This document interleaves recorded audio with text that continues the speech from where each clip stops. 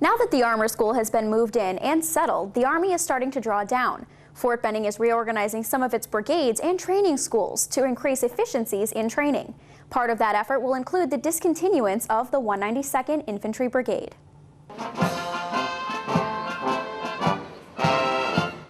Fort Benning's long-standing 192nd Infantry Brigade recently cased its colors and officially discontinued at the relinquishment of command by its former commander, Colonel Ronald Clark.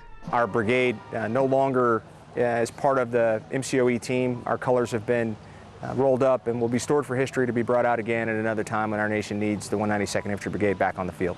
The mission of the 192nd was always vital to the Maneuver Center and the Army, as it took civilian volunteers and crafted them into soldiers. It's very rewarding because at the end of a 10-week cycle, you get to see a young man who came in and wasn't really sure about himself, that now has been in an organization that's about values and character and is part of a team, the United States Army.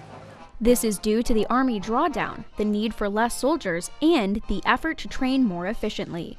The training load for basic combat training is decreased. In other words, we've gone in the last 3 years from 12,000 trainees to 10,000 to 8,000 in training this year. It's the right thing to do with regard to the Army in terms of right-sizing the formation as we go forward.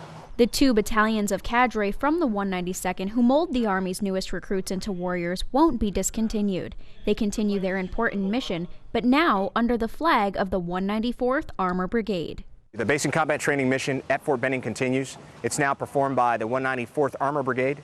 The 2 basic combat training battalions, the 1st Battalion 46th Infantry Regiment and the 2nd Battalion 47th Infantry Regiment, will both continue to fight on as normal. The 192nd Infantry Brigade was discontinued, but it's a sure thing that if the Army needs it again, it'll be ready.